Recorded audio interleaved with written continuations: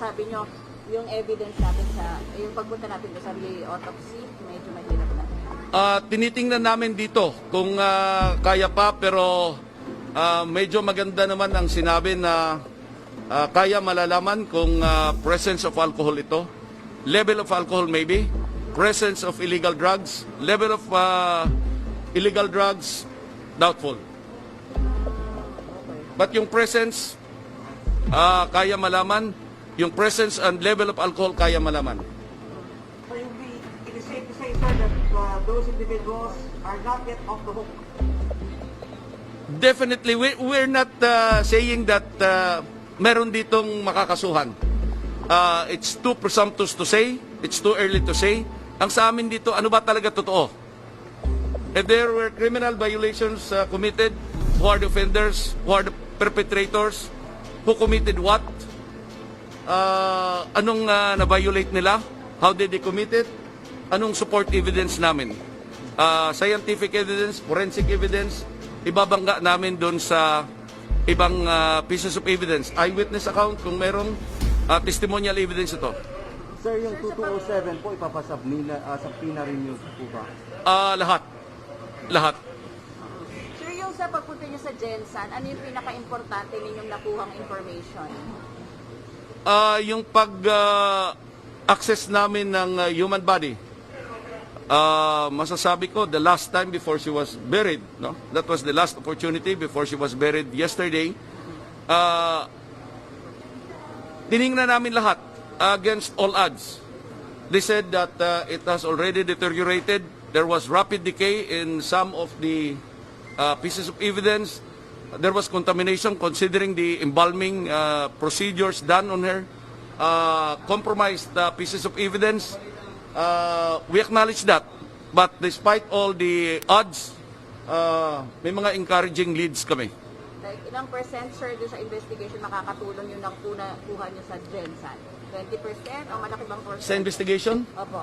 I would say around 80% Wow. makakatulong ito sa investigation. Despite all the odds, we're doing everything nakakayanin ng ating forensic laboratories. Sir, SOJ described PNP's investigation as not thorough. So how will you describe NBI's investigation? Well, professional, without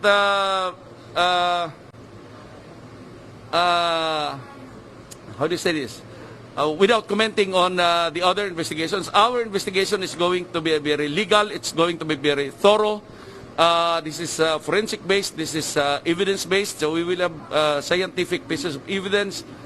It will be backed up by CCTV, digital pieces of evidence, electronic pieces of evidence. It will be backed up by hopefully testimonial evidence. We have also some psychological assessment going into the full range of forensic capabilities. Sir, may nakita kayong suka doon sa crime scene before. Is it essential na or meron pa bang mabibiga doon? It's still being processed sa laboratory. We are doing test runs. We are doing primary screenings, but everything is subject to confirmatory tests. Sa lahat ng nakuha nyo ebidensya, anong pinaka-useful po? I mean, pinaka-essential doon sa nakuha nyo? Significant? I cannot say for now, but I rest assure the public that we have very encouraging leads. We have very encouraging pieces of evidence. Believe me, makikita dito kung may lapses doon sa una. Anong lead po yun, attorney? Maaring may crime? Paano po? Anong lead? Sinasabi niyo? Meron. Maaring may crime. That's what I'm saying. That's about 80% of that piece of evidence that we have. Again, this is subject to confirmatory, but I was just told medyo maganda ang development. Maaring may crime, may aring homicide? May crime. May crime. Let's leave it at that. May crime dito. Maaari ba rin sabihin na yung inyong findings, maaaring supports doon sa isinampa ng PNP na kaso? That's too premature. That's too early to tell. So, sinasabi nyo maaaring may crime because of dun sa re-autopsy? Doon ang nag-iba sir o sa mga evidence sa crime scene? The human body itself is a crime scene. The rooms we inspected, the 3 rooms we inspected, where we conducted the crime scene investigation, rooms 2209, 2207, and 2009 at the hotel in along Kalayaan Avenue, that these are crime scenes. But the human body itself is a crime scene. So, in all of the crime scenes, yes, merong magandang leads. Okay, so combined, attorney, combined lahat. Yes, yes. Combined ito. Lahat ito, efforts ito ng buong bureau. The good director, Eric Distor, nakafocus siya dito. The good secretary, Secretary Minari Guevara, nakafocus siya dito. Yung sinasabi niyong lead na at saka krimen po to, meron po ba tinuturo na possible na ilan ang involved dito?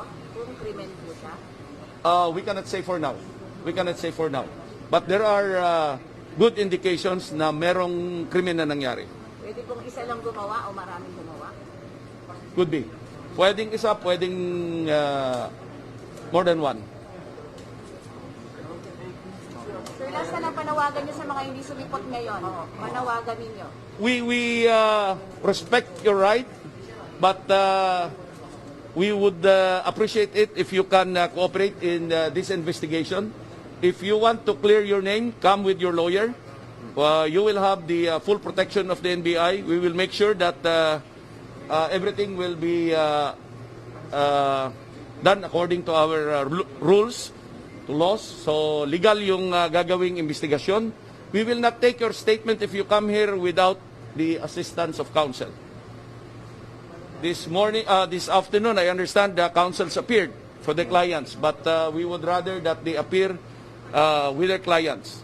We would appreciate that very much. Thank you. Clarificatory, di ba? Kunwari nagpadala lang sila ng statement. Papadala lang sa lawyer. Mas gusto namin question and answer form. When the agent can ask the person assisted by the counsel. Sir, other important matters. Mukhang nagsampa raw ang NBI this morning ng kaso ulit sa ilang PhilHealth at dating PhilHealth officials and present PhilHealth officials. Sir, bukas na yun. Bukas na kasi meron din kaming i-press doon bukas. Okay. Para meron kayong bangko. Bangko. Siguro 11, meron kaming rescue operations sa Atrad. So maybe tomorrow with our filing doon sa PhilHealth. Yes, sir. Attorney, may sinasabi ang PNP, resolved, unsolved. Paano nyo classify yun sa inyo? Ano yun, sir? Yung may PNP kasi, solved daw, mayroong resolved. Pagka daw solved, parang meron silang mga elements na kinukonsider. Sa inyo naman po, paano nyo tinitingnan ang solved ba ito? Resolved, paano nyo? Anong classification? We will cross the bridge when we get there. It's too early to make statements when the investigation is ongoing. I would defer to the investigation by our Death Investigation Division. And we would rather make a clear statement when this is already concluded. Whether we conclude the investigation with the filing of the case, whether we conclude the investigation with closing the case. Sir, I get this point. Parang kung sa PNP case solved, sa inyo nasa kalahati ba tayo? Or pa-ending na ba tayo? Parang ganun. More than 50%. Okay. More than 50%. Pero wala kayong classification kung ano? Wala kaming classification as we speak. Wala pa. Okay. It's too early to tell. We do not really set a time frame na like 2-3 days. We would rather that we finish the investigation, a very thorough and legal investigation conducted by our competent and professional agents and the forensic experts. Thank you.